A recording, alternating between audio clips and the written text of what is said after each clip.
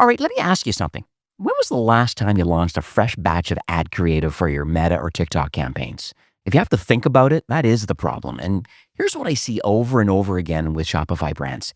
A founder or, a media buyer, they find one or two kind of winning ads and they kind of ride those ads out until the performance kind of falls off the cliff. And then it's a scramble, a mad scramble, I might add. Suddenly you're trying to find like new creative. You have to find new creators. You have to negotiate usage rights. You got to wait a few weeks for delivery. And the whole time while you're waiting for this new creative, your CPAs are climbing. So the issue really isn't targeting. It's not your offer. It's really that you just ran out of creative and, you don't really have a system to replace it. And I think that's where Incense comes in. On full disclosure, I actually wrote a very comprehensive review of their platform over at ecommercefastlane.com because I think what they've built really matters for Shopify brands at the kind of growth stage and beyond. Now, Incense is a UGC and a creator marketing platform. It really does give you access to over 20,000 vetted creators across more than 35 countries. So you can launch kind of structured briefs using their templates, and you can chat directly with creators inside the platform. And every piece of content that you approve, it also comes with a lifetime usage rights. Now, that last part's really huge, actually, now that I think about it. There's no more chasing permissions 6 months later when you want to reuse a top performer. And I believe really what sets apart this platform from other UGC platforms is just how much it covers under one roof. Like you don't just get raw video clips. You can run UGC campaigns. You can do product seeding. You can do Meta partnership ads and TikTok Spark ads. You can even do, this is new, but you can even do TikTok shop and affiliate programs all from within one workflow. And if you're at a stage where you don't really have the bandwidth to manage these creator relationships yourself, they even have a kind of a white glove, fully managed service where their team handles all of it end to end. So if you're a Shopify store and you're doing, $50K or more per month and you're spending a lot of money on paid social, the question really isn't whether, you need a steady pipeline of UGC, because we know you do. The question is whether are you going to continue cobbling together to make all of this work manually, or are you actually going to build a system? And I think that's the benefits of Incense. So you can check out Incense. They're spelled INSENSE.pro, incense.pro, or you can hit the link in the show notes and that'll redirect you over. I would honestly go and book a free demo. Just take a look and see what their platform is. I know it'll help your brand. So let's now jump into today's episode. You're listening to E-commerce Fastlane, the podcast show to help you build, manage, grow, and scale a successful and thriving company, powered by Shopify. Listen to real conversations with partners and subject matter experts as they share proven practical strategies, platforms, and the best Shopify apps to help you accelerate your business. The time is now for you to improve efficiencies, grow revenue, profit, and lifetime customer loyalty. Please welcome your host, startup founder, and strategic advisor, Steve Hutt. All right, well, welcome back to E-commerce Fastlane. I am your host, Steve Hutt. Now, today's conversation really is a very interesting conversation because I think a lot of Shopify brands don't really realize this, which I'm going to talk about today, until it's too late. And what they believe is that they don't have a growth problem. A lot of times brands really have what's called a profitability problem. I think it's disguised as growth. It's the old saying about ROAS. Sometimes I think it's a little bit of a vanity metric where, hey, I'm doing like a 5X or I'm doing an 8X ROAS. All of a sudden you think that there's like a lot of money going in your bank account. And the reality is that's actually not true. Revenue can be climbing, but there's a thing called contribution margin a lot of times that actually can be like shrinking. And your CAC, your acquisition costs continue to rise. I think paid media is carrying a lot of a business in this day and age. And I think the problem with that, like the harder you keep pushing for acquisition, the less you actually get to keep. And it's all bar that retention kind of conversation I think we're going to dig into. And my guest today is like perfect for this. His name is Dyer. Ben is the head of growth for a company called Webtopia. And what they are is a profit-led kind of growth partner. And they're meant for the mid-market of D2C brands. Typically, and we'll get the exact sweet spot, but for sure, minimum around $5 million in revenue, maybe upwards to 300 million or up to 30 million. It really depends on the range, but people have product market fit, but maybe not true profitability yet. And I think that's a really good revenue range. So if that's you, this is a good episode for you. They're, an official Meta partner, and they manage over $100 million in ad spend, and they've helped generate over $400 million in client revenue across all of these channels. Think about marketplaces and TikTok and YouTube and everywhere. So Webtopia really is, I'd say, a business partner, to be honest with you, where they work alongside with their sister company, which is another podcast I'm doing later on today called Oak Email Studio. And they kind of align the acquisition and the retention all under kind of one commercial model. So it's very, very interesting. So today's episode, I'm hoping to unpack what profitability first growth actually looks like. I think that's the most important thing.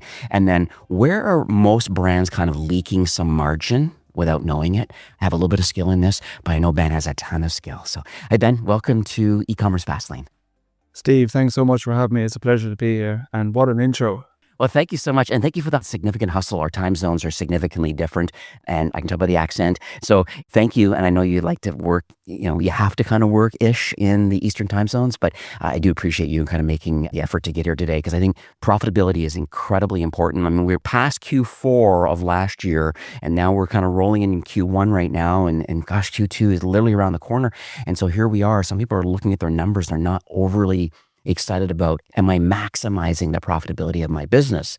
Can you talk a little bit about what these brands are dealing with from your perspective? Like, I think some of the words you use, it's kind of, I guess the profitability is kind of, it's almost like disguised by growth, so to speak, like revenue going up, margin going down. So when a brand comes to you and you kind of open up the books, what do things actually look like from your perspective?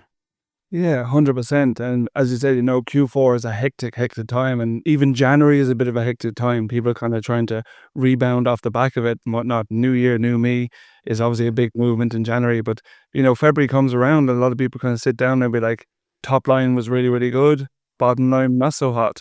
When we look at what we do, so, with a partner like ourselves, we obviously deal with social search, majority, and then content creation. When we look at that, as you said earlier on, like if we end up having a call with a partner and we're like, oh, we have a 7x ROAS or something like that, like exactly what you said, it's a vanity metric. There's so much behind that, like with the different attribution windows and things like that. Like, yes, it's fantastic to look at, and it's a bit of an ego rub when you're sitting down and you're looking at it and you're like, go me, I'm unbelievable. But when you actually dig into it, it's not really always telling the full story.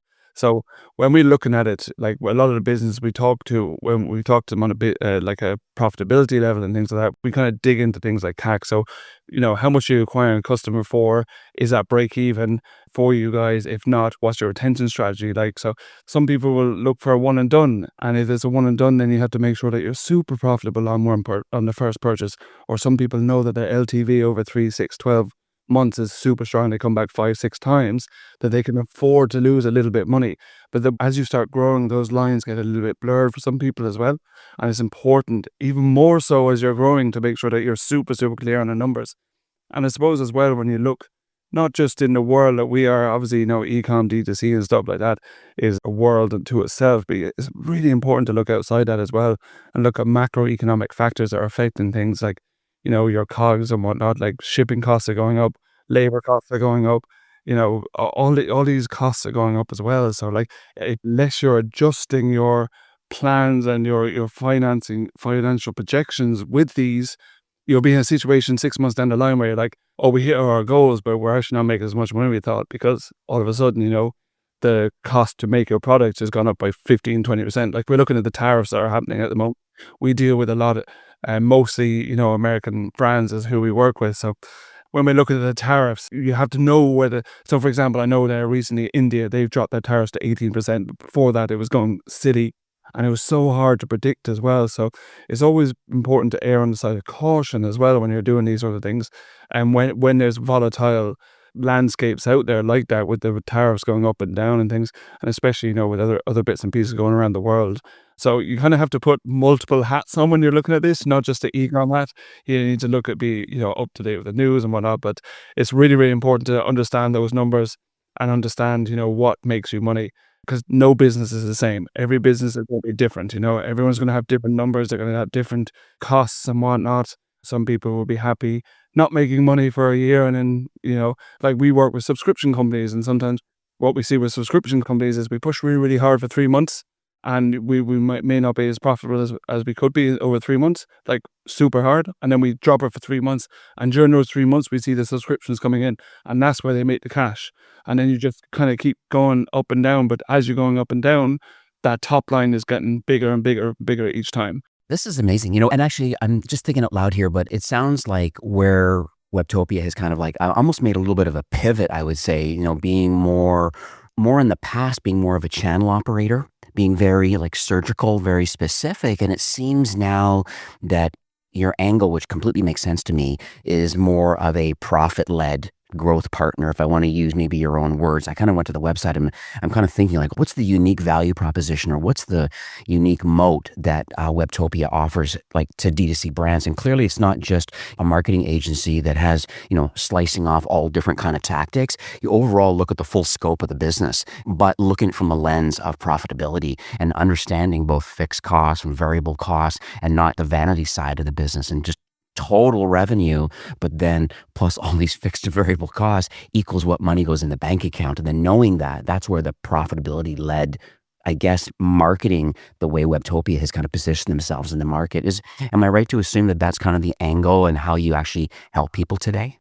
Absolutely, yeah. Like if we look at what media buying has become, like I'd be naive to think that media buying will be here in 12 months' time. We saw the acquisition from Meta last month of Manus, which is going to be eventually, well, it already is in the back end of Meta ad account, where you'll be able to make digital agents and stuff that'll be able to do tasks for you. So with the partners that we have, it's very much a plug into your team sort of thing. It's not like we don't necessarily work with people. It's kind of like, you have that, you own that, I'll talk to you in 3 weeks' time sort of thing.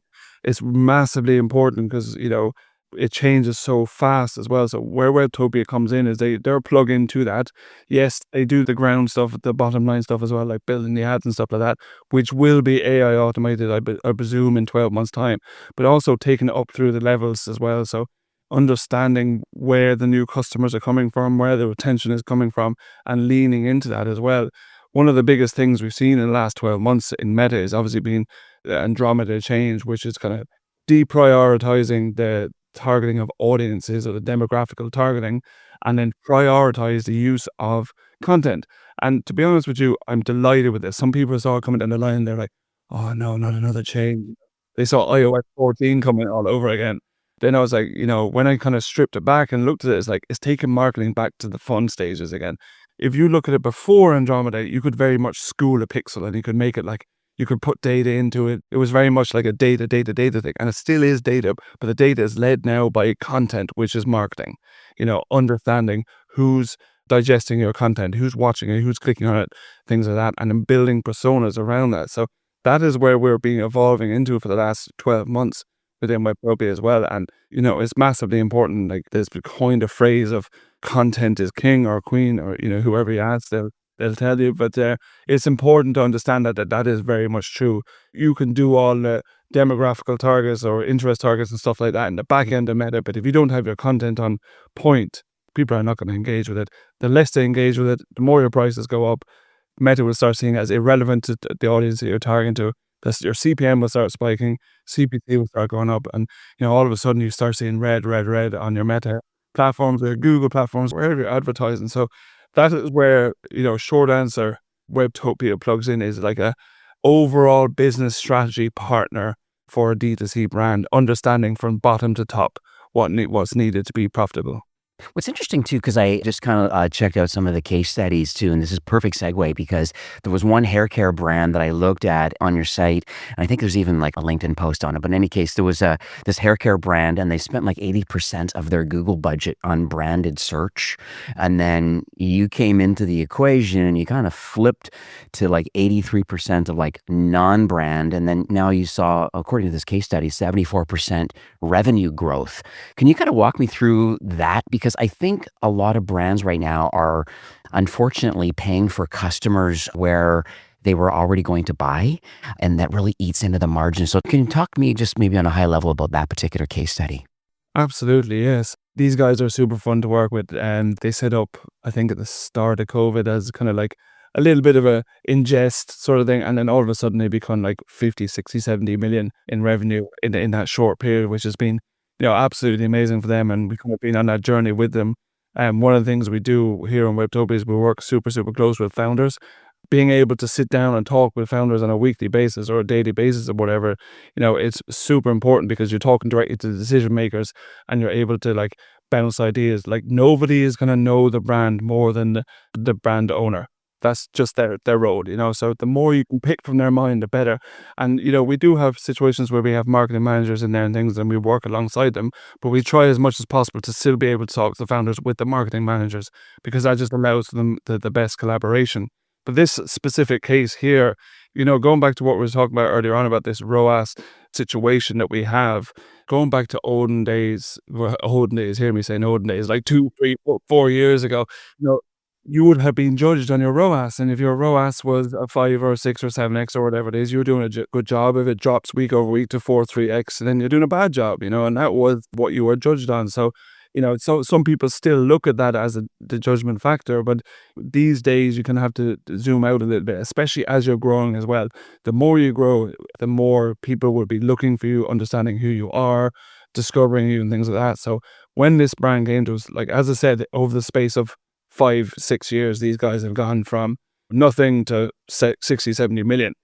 You can understand the awareness that people now have of this brand, and it's very specific to certain type of hair this brand was. Like, people weren't knew it, so they were Googling it, they were looking for it and stuff like that. And it's super easy to stick a brand campaign in there and just capture everybody that's coming to it and be like, we're hitting a 10x ROAS. But I suppose the real side of that is people were going to buy anyway. You could spend that money, even if it's only a small amount of money. But in this situation, it wasn't. It was quite a large amount of money. You could spend that money going out there trying to drum up more interest from people that don't know about you already. That's the job that we do from our side. Like, I know you'll be talking retention later on, but from a social and search perspective, the idea is when you're growing is to get as many new customers as possible. And that's what you should be spending your money on. And that's what we did in this situation. What's interesting too, and I think about like campaign optimization, and I hear this a lot. I think one way to improve, and I'm sure you guys do this, is things like feed optimization, or like maybe even some campaign structure changes where, or even some creative changes. Because sometimes you get, not banner blindness, but you get like, sometimes they're like, you have a couple like videos that you're running on paid social, and all of a sudden they start running their course. And then what you don't want to do is start scrambling for new creative.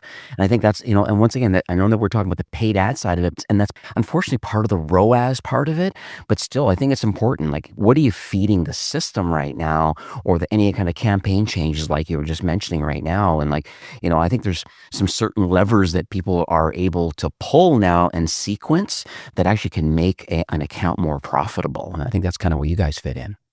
Absolutely, yeah.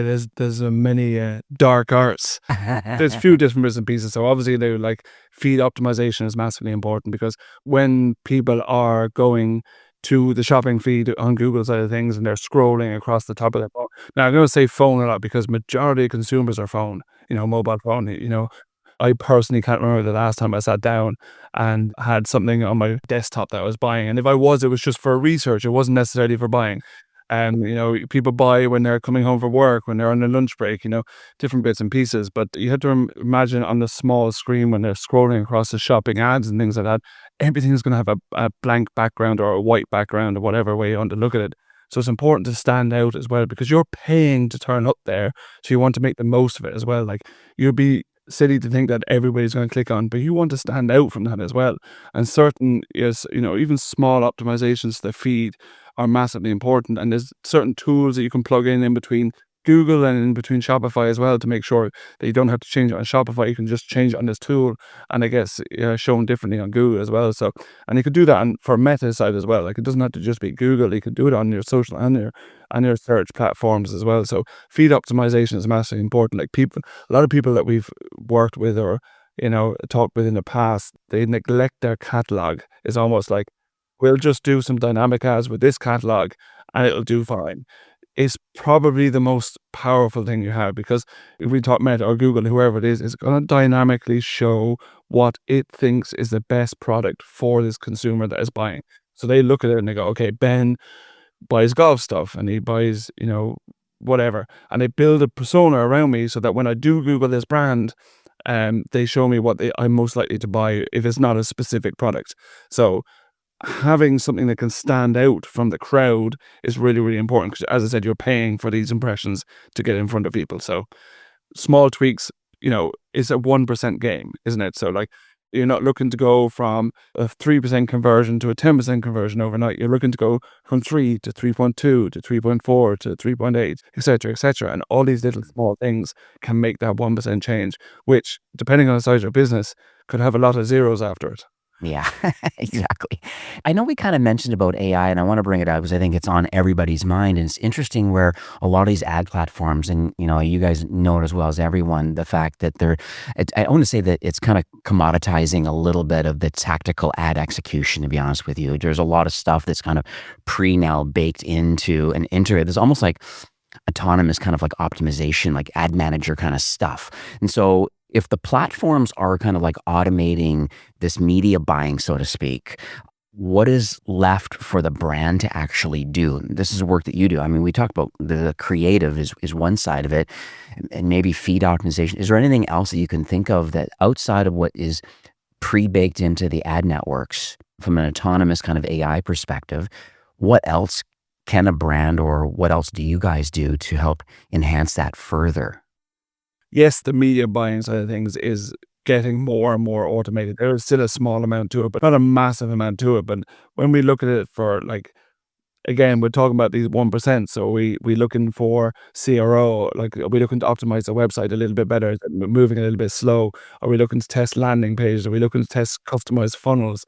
What is it? So these, I suppose, is where, so you start moving up the chain, the value chain, I suppose, of what you're offering. And that's what we started offering, like these customized funnels. Like, as I said earlier on, building a demographic around this person that is buying this product, and start going after them and bringing them and nurturing them through a funnel. Because I remember, a couple of years ago, you used to be able to put an ad out there and it could be the most boring image and it would just sell, sell, sell, sell. Now there are multiple touch points with people on brands, like they'll Google you, or so the way I put it in my brain is like, your social side of things is your demand creation platform. So people don't go onto Instagram and they're not looking for your brand. They're looking at somebody's car, they're looking at somebody's new home, their baby, their holiday, whatever it is, and you're just turning up in between them. So you're creating that demand, and then you're capturing it on your search side of things. So people then have got it in their mind. They're like, oh, golf club. I saw a golf club on Instagram. I need to Google golf club, and then you're capturing it then on the Google side of things. So, like, is understanding these customer journeys that people are taking as well, and putting these personas together to use the tools on the top level with, like, landing pages and customized funnels and profitability and lifetime values and things like that to really add value. Like, for example, if you look with a lot of our brands, what we do is, yes, we look at revenue and we look at the growth of revenue, but we also dig into it and we understand, okay, if they buy product A, how many times they come back and buy product B, C, D, and E? Or if they buy product B, do they come back at all? And then understanding then you might be losing money first, but they come back 6 times if they buy product A. But product B is looking fantastic because your first purchase profitable by 3 times, but they never come back again. So really understanding that as well is really valuable. Yeah, and that's the RFM modeling, that recency, frequency, monetization strategy. So like, and I think, old school, I mean, when I was at Shopify, there was, some point solutions that kind of like helped that, where they would ingest your data and then start like, triangulating through math. Like, well, if you bought product A, let's say a pair of shoes, if you had enough data, they knew that the average customer who bought product A, we knew that product B was likely a good fit because we had the data to prove it. And then we knew the timeline, the time span between A and B purchase. It's like, okay, imagine if you have tools, and I know you guys do all this, and I think there's some automation now baked into Klaviyo and other different things where it says, hey, if we're going to buy A, we better figure out a plan, either if SMS if they're opt-in, email for sure is a bare minimum, to saying, well, we know you bought A, and most people buy B within this like 30-day window, 45-day window. So we have to start nudging people. So these are like, and I can think they call them, there's loyal customers, there's at-risk customers who haven't bought product be at? And then there's like these churned customers that are like, have only bought once and haven't bought again. And why is that? And I think there's a strategy around how you deal with all of these different segments of people, these active, these at risk. And this is just kind of my analogies, but active, at risk, and churned, and then trying to figure out, well, how do we market to these people? And I think that's where your other agency kind of fits in holistically from an email and SMS perspective. Am I right to assume that? Because I did read somewhere online about you have some kind of like a 5-stage kind of creative performance system of some sort. Is this all part of the overall scope of understanding the customer's journey, wherever they come into the equation, for the pre-purchase, the post-purchase follow-ups and all these sort of things? Is this all part of your framework? Absolutely, yeah. Just going back to your model that you were speaking about, myself and my brother who runs the email side of things, we often had this debate. How long are they churned before they turn into a new customer? Is it 2 years? Is it 3 years? Because one of the things we do with the social search side of things is the exclusions, making sure that we're super tight on those to go after, as many net new people as possible. But we have this constant debate of like, should that exclusion of existing customers be all-time customers if this brand is 10 years old and someone hasn't bought off them in 8 years? Like, if we were able to reactivate them in our social search, they should, after 8 years, are they a new customer? And, different people have different opinions, but absolutely. And then going into the content creation side of things, again, it's about bringing people through that journey as well. Like, well, this is a very broad sweeping statement, but generally people aren't buying products, they're buying brands now. And what I mean by that is like, people are buying into stories, they're buying into reasons, they're buying into, all these different things, what a brand is about, into a community. Especially if you're looking at $200, $300, $400 AOVs, people are looking to buy into a brand rather than a product. So the content side of things is about bringing people through that journey, behind the scenes, founder stories, making unboxing, all this sort of stuff. So almost showing everything to someone how their journey will be before they even buy it. I see. I have another question for you, and this might be a tiny bit off topic, but it's just like, let's say there is a merchant, because we have a full range, and you have a very interesting sweet spot of customer that would have enough data. You can actually move the needle for them. Maybe some early stage brands, there's some basic strategies and things that they need to kind of build their business acumen and get product market fit and start getting their own traction kind of on their own way before they consider going to the incrementality of kind of like how your business runs. But so those early stage businesses, is there anything top of mind you can think of? Because I'm sure you take a lot of kind of like potential calls from clients and saying, is Webtopia a good fit for me, yes or no? And you obviously have an ICP or ideal customer profile that fits for you. Let's suppose that you take a call. Now, some of these people that are listening or watching right now that maybe are not a good fit yet for Webtopia. What do you say to those people? What do they need to do, especially today in the age of AI or other different things and trying to get product market fit or competitive moat or, whatever it is? Is there anything that you can think of, a couple little takeaways that people could maybe just learn from today? Maybe in the future, Webtopia is for them. But for today, this is where they're at. And so I like to give them kind of stage-aware kind of strategy or tactic. I suppose we've all been there. We've, a lot of people that I know, a lot of people that work with us as well, the team members that we have within Webtopia, we encourage them to start brands or, if they have their own brands, continue. Because like, if you're doing that, then you understand when you're talking to a brand owner what they're feeling as well. So like, while we don't directly work with them, we do have people internally that have small business. I've owned small business myself as well. But what I'd say, personally, I feel like organic is so important. You can come in and you can just turn on ads and then all of a sudden stuff will work. I think ads are a magnifier. Like, if stuff is going super well with organic and in your business as a whole, turn on ads and you can magnify that or multiply that by 10x. If stuff is not so hot, then you turn on ads and again, it shows you that it's not well. Like, your site isn't converting well, your product isn't fitting well with your customer. Like, it's super important to have organic up to a good standard and be getting people to your site and buying your products for who you are before you're paying to get those people. And the second thing I say is like email list. Like, we're moving into a stage now where it's so expensive on platforms to advertise. We're seeing the cost to advertise on Meta going up year and year and year, and the same with Google. And it's so volatile in terms of what's happening throughout the world as well and whatnot. So what I'd say is like, email is super, super important to have owned media, your owned audience, pardon me, on that side is really, really important and so, so powerful as well. Like if you have a 10,000 list, there's so many ways you can go about it.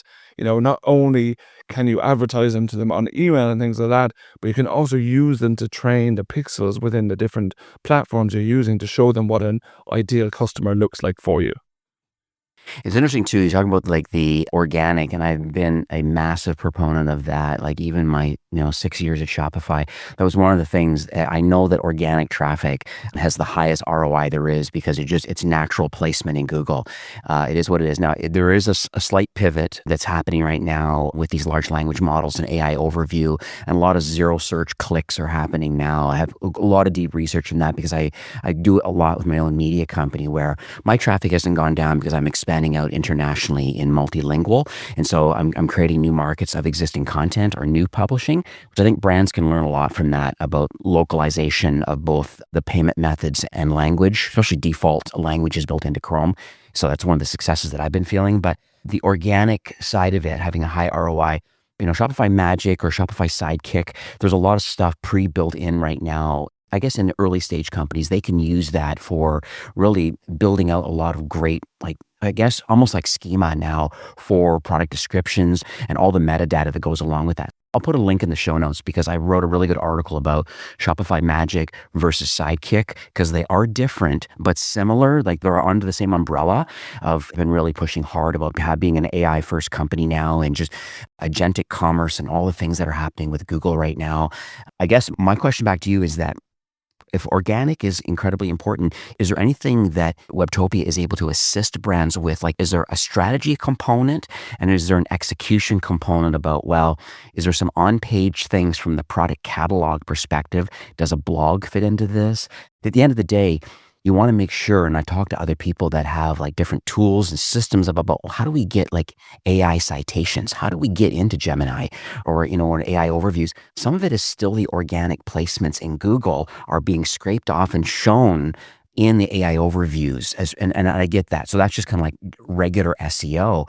But when you talk about GEO, this generative engine optimization, it turns out that that some of these other tools and stuff don't scrape Google for their citations. They have their own process of ingesting content, scraping in real time and figuring out where these entities fit. I don't know if you have much experience around the organic placement and what that means, even from an AI perspective and these AI bots now.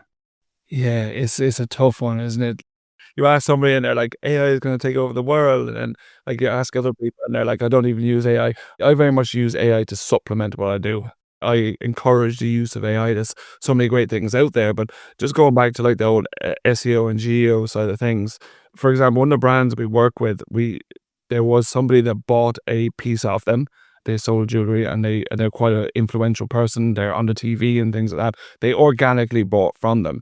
And then what we started finding out then was there was a lot of searches happening for this person with the name of the kind of jewelry. So what we started doing was we started talking with the brand about getting a blog together for the SEO side of things. So it started picking up on Google and all of a sudden we started seeing our search terms going up that were, relevant to the people that were buying it.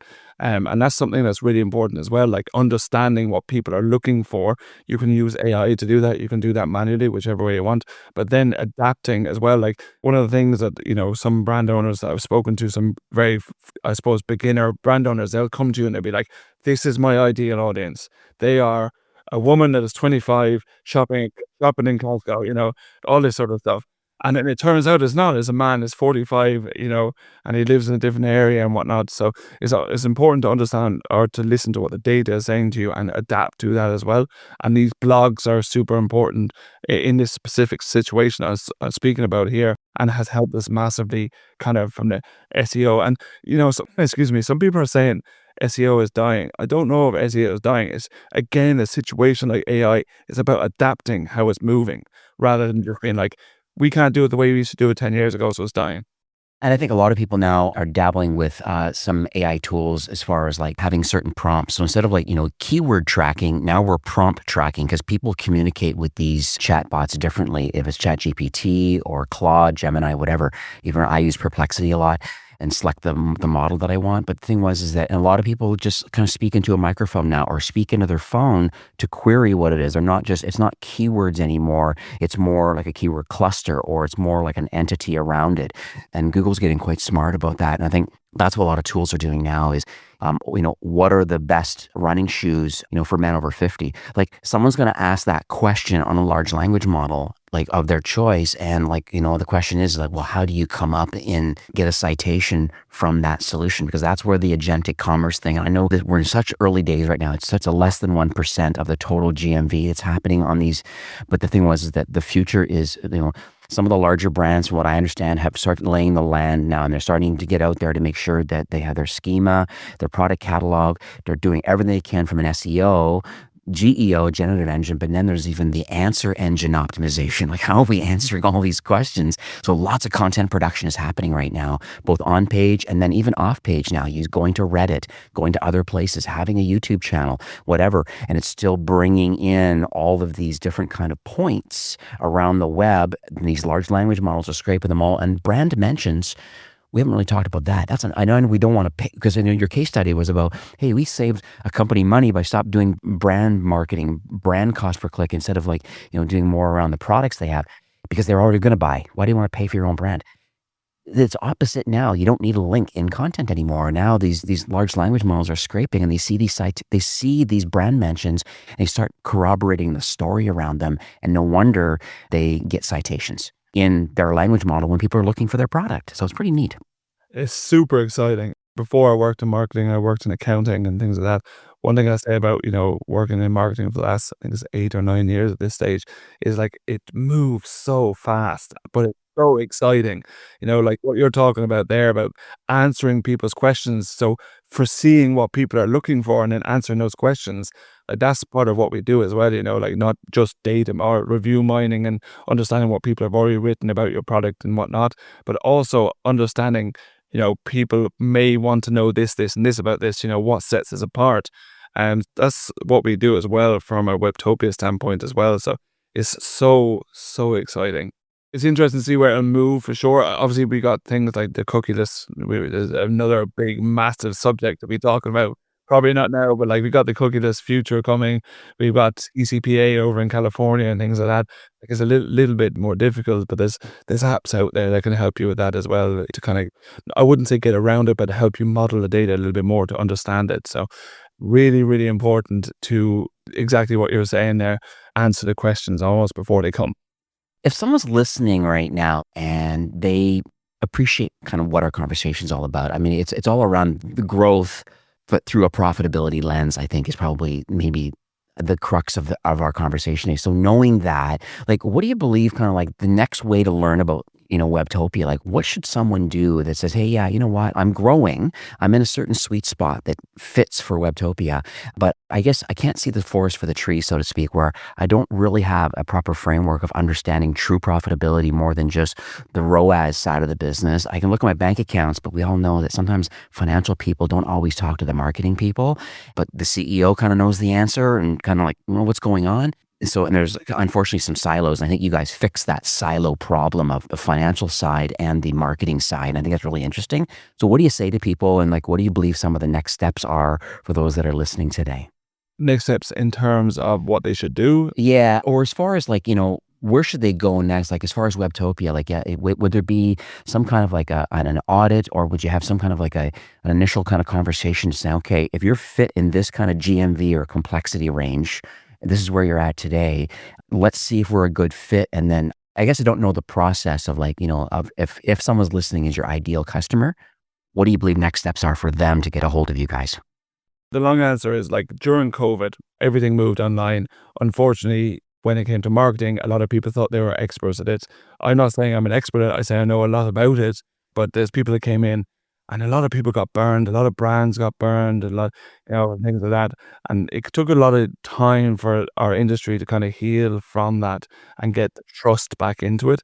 What I'd say is, like, audits are important. They're absolutely massively important, but you could almost audit a Meta and Google account with a script. Like you don't necessarily need to go into it. So it's more business level audit. So what we generally do here, like within Webtopia, a lot of partners, and you hear me calling them partners rather than clients, because we very much see it as a partnership, as a collaboration and things like that.